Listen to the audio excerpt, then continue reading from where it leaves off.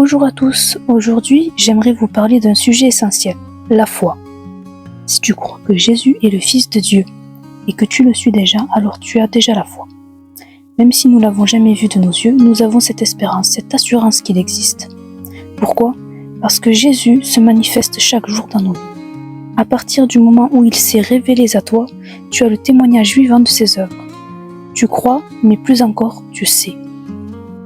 Dans 1 Jean 5, 14-15, il est écrit « Nous avons près de lui cette assurance. Si nous demandons quelque chose conformément à sa volonté, il nous écoute. Et si nous savons qu'il nous écoute, quelle que soit notre demande, nous savons que nous possédons ce que nous lui avons demandé. » Ce qu'il veut nous dire, c'est que nous avons cette assurance en Christ. C'est par lui et en lui que notre foi existe. Il nous le dit clairement et ce passage nous aide à comprendre ce qu'est la foi véritable. Un autre exemple puissant se trouve dans Hébreux 11:7. Il est écrit « C'est par la foi que Noé avertit des événements que l'on ne voyait pas encore et rempli d'une crainte respectueuse, a construit une arche pour sauver sa famille.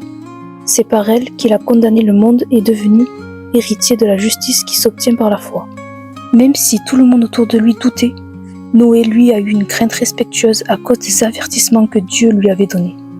Et par la foi, il a construit l'arche. S'il n'avait pas eu cette foi, il n'aurait pas eu cette crainte, et donc il n'aurait pas obéi. C'est ça la foi, croire même quand personne ne croit autour de toi. Et maintenant, écoutez bien ce passage magnifique dans Matthieu 8, 5, 13, qui montre à quel point une foi sincère touche le cœur de Dieu.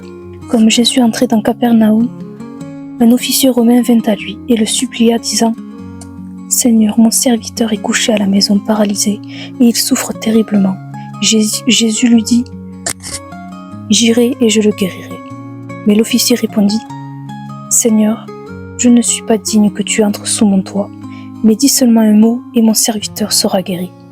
Car moi aussi je suis un homme sous une autorité, et j'ai des soldats sous moi. Je dis à l'un « Va » et il va. À un autre « Viens » et il vient. Et à mon serviteur « Fais ceci » et il le fait. Jésus, l'ayant entendu, fut dans l'admiration et dit à ceux qui le suivaient « Je vous le dis en vérité, même en Israël, je n'ai pas trouvé une aussi grande foi. Or, je vous déclare que plusieurs viendront de l'Orient et de l'Occident et seront à table avec Abraham, Isaac et Jacob, dans le royaume des cieux. Mais les fils du royaume seront jetés dans les ténèbres du dehors, où il y aura des pleurs et des grincements de dents. » Puis Jésus dit à l'officier « Va, qu'il te soit fait selon ta foi. » Et à l'heure même, le serviteur fut guéri. Ce passage est très fort. Cet officier n'était même pas juif et pourtant Jésus a été ému et impressionné par sa foi. Il croyait que la parole seule de Jésus pouvait suffire. Il ne demandait pas un miracle visible, juste une parole. Et Jésus a exaucé sa prière à cause de sa foi. Cela nous montre que notre foi sincère touche directement le cœur de Dieu. Enfin, je veux vous laisser avec cette promesse dans Jacques 1,12. Heureux l'homme qui tient bon face à la tentation, car après avoir fait ses preuves, il recevra la couronne de la vie que le Seigneur a promise à ceux qui l'aiment.